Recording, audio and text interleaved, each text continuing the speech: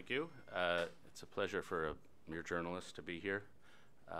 We journalists, as you know, are called the authors of the first draft of revisionist history, and we do an incompetent job of that. But one of the things, when you're a journalist, one of the things you do is you drive past this building in taxicabs on your way between the White House and the Capitol to interview various peoples. And one of the things you learn as you spend a lot of time with people who actually have power in Washington is the tremendous importance of the spiritual vocabulary these people bring to office.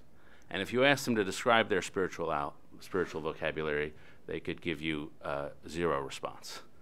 They couldn't tell you what it was and what the categories they think in are, but each of them have them. Certain concepts of what's good and evil, what providence means, what's God's plan for America. And those categories really shape their thought as they face the pressures of day-to-day, and especially this president, for good and ill. And one of the reasons I've always loved Alan Guelzo's work is because he's someone who takes these categories seriously and actually can put it into words.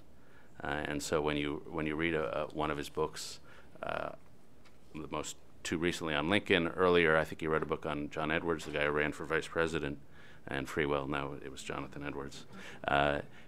You really not only get the actions of that person, but the spiritual framework that person comes out of. His book, the second to last book, called Redeemer President, about Lincoln, really gives you, better than any other book I've read about Lincoln, the spiritual categories, the religious thought, the interplay between the ideas of the Enlightenment, natural law, living as a pioneer on the western part of the country at that time, and how that shaped Lincoln's life and his thought.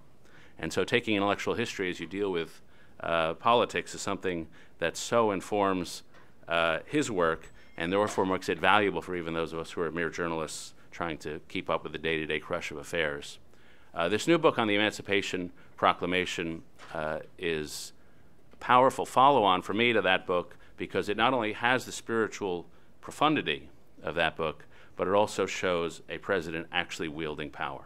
And the subject of this book to me is prudence, a president who had a long-term project and had to figure out how to wield that project through the self-righteous jerks on his side, the people who opposed him in his party, the people who opposed him on the other side, and to select the timing of how to emancipate the slaves over a period of years. And to see the concessions he makes at certain times, the times to be aggressive, the times not to be aggressive, is just a lesson in presidential power, and a lesson that I think all of our recent presidents, and maybe especially this one, could benefit from. Now, as for Alan's resume, he worked at Eastern College in St. David's, Pennsylvania, now works at Gettysburg College. And the only final thing to say about him, his books have been justly recognized. He seems to have won 60 or 70 Lincoln Prizes. I don't know how many there are, but he seems to have won them all several times. So here's Alan Guelzo.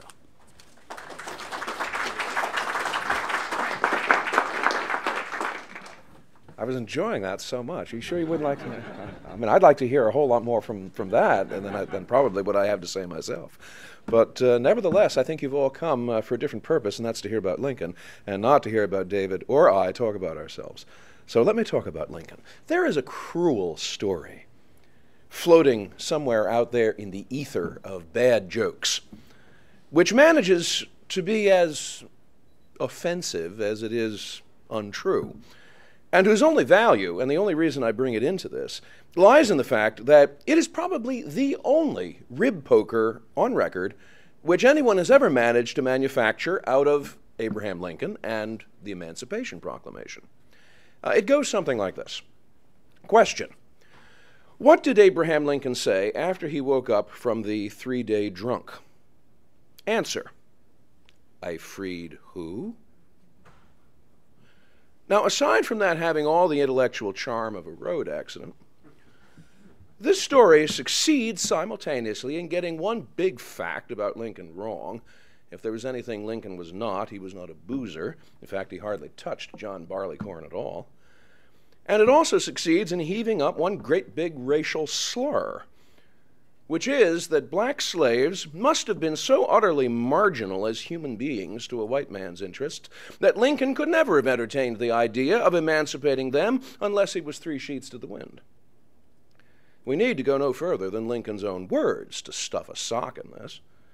Lincoln spoke of the proclamation as the central act of my administration and the great event of the 19th century. And he predicted to Senator Charles Sumner that the name which is connected with this act will never be forgotten.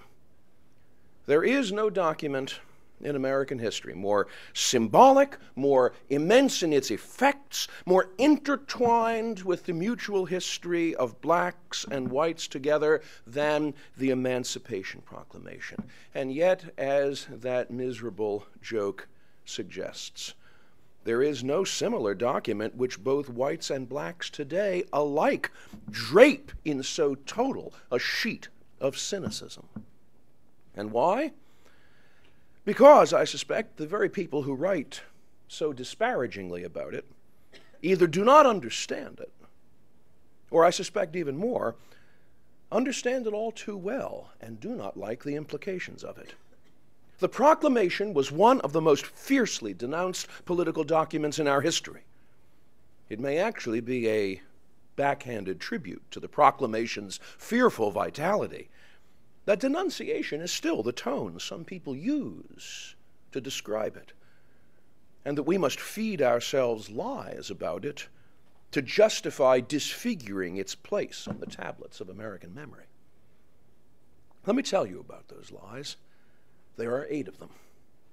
The first and biggest lie we tell ourselves about the Emancipation Proclamation is that its author, Abraham Lincoln, was a racist, and therefore nothing the proclamation says or does can be trusted.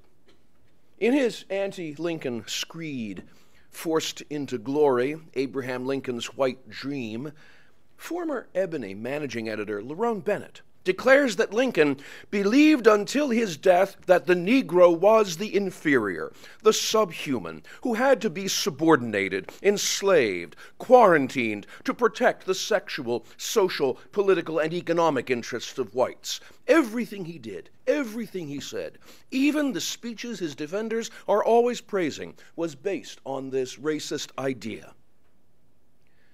Lincoln would probably not have recognized the term racist, since it was only coined in the 1930s, but he would certainly have recognized the thing it describes. Even though Lincoln's home state of Illinois was geographically a northern state and legally a free state, meaning that it banned slavery and was not seen as part of the political network of slave states, all but a vanishingly tiny portion of Lincoln's white neighbors viewed blacks as anything other than racial inferiors and subhuman objects of contempt. The people of Illinois declared one otherwise anti-slavery Central Illinois newspaper in 1855. The people of Illinois have niggers amongst them, and the people of Illinois would like exceedingly to get rid of said niggers. Did Lincoln share this prejudice? Perhaps. But the record is not clear, and that lack of clarity is itself significant. In his 1858 debates with Stephen A. Douglas, Lincoln asserted that he had no purpose to introduce political and social equality between the white and the black races. There was, he said, a natural disgust in the minds of nearly all white people to the idea of an indiscriminate amalgamation of the white and black races. And yet, in 1854, Lincoln questioned whether this feeling accords with justice and sound judgment. In fact, in the great senatorial debates, Lincoln's announced strategy was to dismiss the unapologetic race-baiting of Stephen A. Douglas, and, as Lincoln said, discard all this quibbling about this race and the other race being inferior, and unite as one people throughout this land until we shall once more stand up declaring that all men are created equal.